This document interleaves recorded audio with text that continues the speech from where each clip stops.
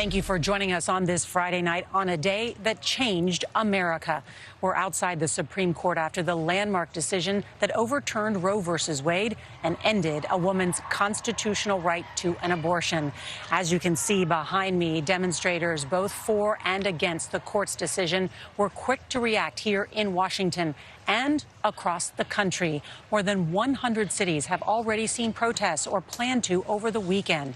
Also reacting, some of the nation's largest companies announcing they will cover employee travel expenses for abortions if they are not available where they live. Some of those companies include Nike, Uber, Alaska Airlines, Citigroup, Condé Nast, Disney, JP Morgan, Microsoft, Warner Brothers, and CBS's parent company, Paramount Global.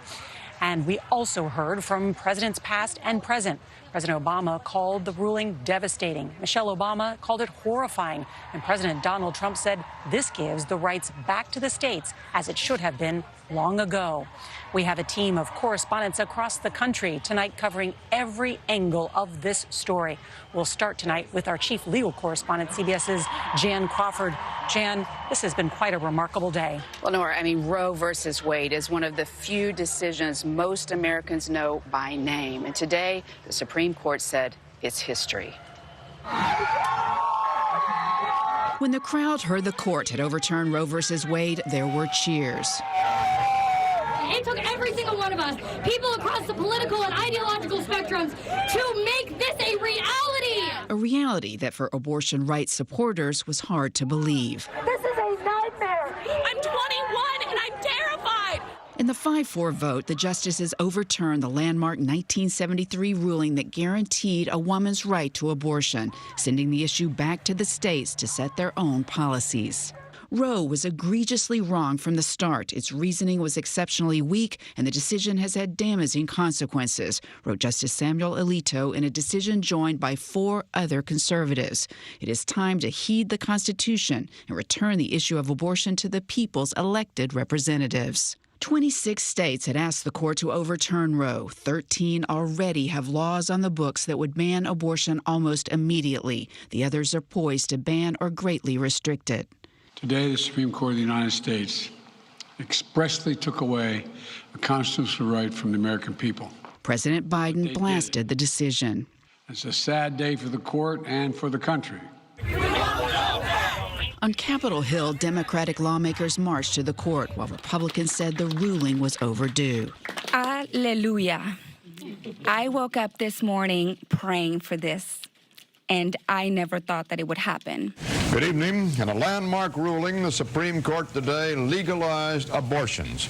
It took almost 50 years of annual marches for life, political muscle, and justices with a strong conservative legal ideology.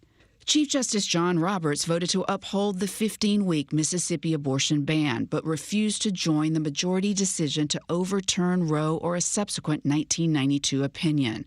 With the court's newest justices, all nominated by former President Trump, there were 5 votes without him. Republican Susan Collins and Democrat Joe Manchin, who voted for Neil Gorsuch and Brett Kavanaugh, said they were duped, with Collins releasing a statement that they were both insistent on the importance of supporting long-standing precedents. But also a factor, the 2020 death of Justice Ruth Bader Ginsburg, a champion of reproductive rights, gave Trump his 3rd nominee, who provided the key 5th vote. The 3 remaining liberals joined in a fiery dissent. Whatever the exact scope of the coming laws, one result of today's decision is certain: the curtailment of women's rights and of their status as free and equal citizens. And Jan is with me here with more. So Justice Clarence Thomas wrote a separate opinion as well. It has some wondering, is same-sex marriage, is contraception next? Well, that's right, because those are grounded in some of the same rights. But the court, in the majority opinion, said no. How could we be any more clear? This case is different. Abortion is different because it involves a human life.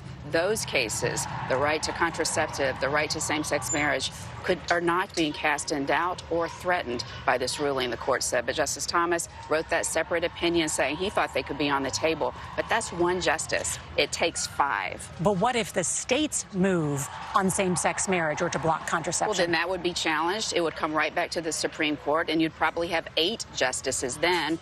Thomas might be here saying, get out of here. All right, Jan Crawford, thank you.